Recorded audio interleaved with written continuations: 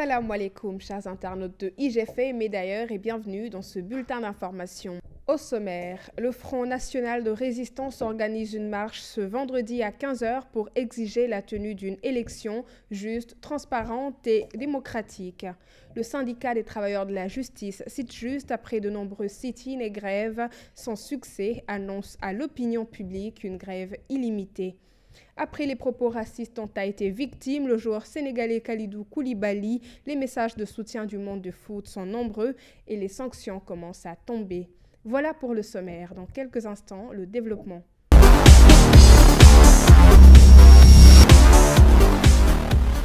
Les partis de l'opposition regroupés au sein du Front de résistance nationale marcheront ce vendredi dans l'après-midi pour exiger la tenue d'une élection juste, transparente et démocratique pour 2019. La marche se tient justement aujourd'hui alors que les candidats à la présidentielle vont commencer à se rendre au Conseil constitutionnel pour la vérification des signatures du parrainage. Le Front de résistance nationale attire l'attention du Conseil sur leur méconnaissance de la procédure de vérification des dossiers de candidature et sur le fait qu'ils ne disposent pas du fichier électoral devant servir de base à la dite vérification. Il rappelle au Conseil constitutionnel sa mission qui suppose une stricte impartialité.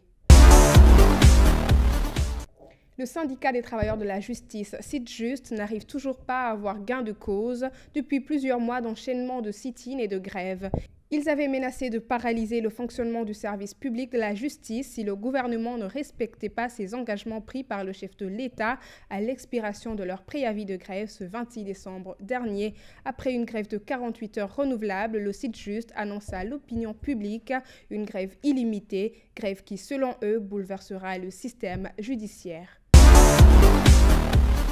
Les conditions sont dures pour que les étudiants orientés par l'État dans les instituts privés d'enseignement supérieur puissent reprendre les cours. Après évaluation de la situation, le cadre unitaire des organisations des établissements privés d'enseignement supérieur du Sénégal exige le versement des 800 millions de francs CFA déjà mandatés au plus tard le 31 décembre et du milliard de francs CFA prévu dans le plan du décaissement au plus tard le 15 janvier 2019, des conditions sans quoi les étudiants continueront longtemps à se tourner les pouces.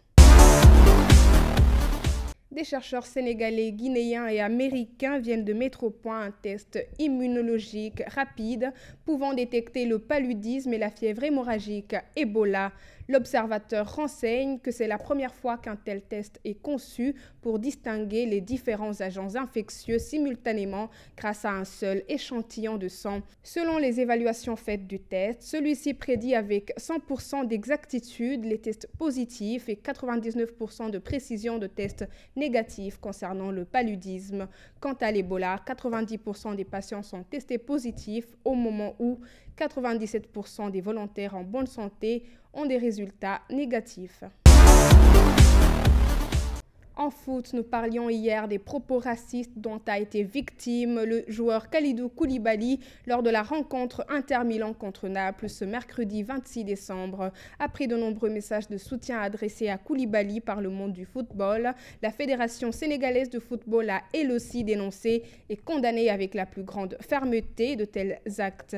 Elle a manifesté aux défenseurs sénégalais toute sa solidarité et son soutien. Elle a dit attendre de la Fédération italienne de football et des instances internationales du football des mesures appropriées permettant de bannir de tels actes et comportements dans tous les stades du football. Et parlant de mesures appropriées vis-à-vis des agissements racistes, c'est tant mieux car la sanction ne s'est pas fait attendre longtemps. L'Inter-Milan jouera ses 2 prochains matchs à domicile à huis clos à la suite des cris racistes proférés par ses supporters à l'encontre du défenseur sénégalais de Naples, Kalidou Koulibaly. La commission de discipline de la Ligue italienne a sanctionné le club pour le mauvais comportement de ses supporters. Elle lui a infligé 2 matchs à huis clos pour chants offensants à caractère raciste et chants insultants à caractère territorial à l'encontre de leurs homologues napolitains. Clôturons ce bulletin en se souvenant des 11 ans qui viennent de passer après la disparition du 5e khalife de Bamba, Serigne Saliou Mbacké. Il a à son compte un long califat de 17 ans à la tête du mouridisme. Serigne Saliou Mbacké disparaissait le 28 décembre 2007. Paix à son âme. Merci chers internautes d'avoir suivi ce bulletin d'information. Rendez-vous lundi sur www.igfm.sn. Yen Doulen ak jàmm.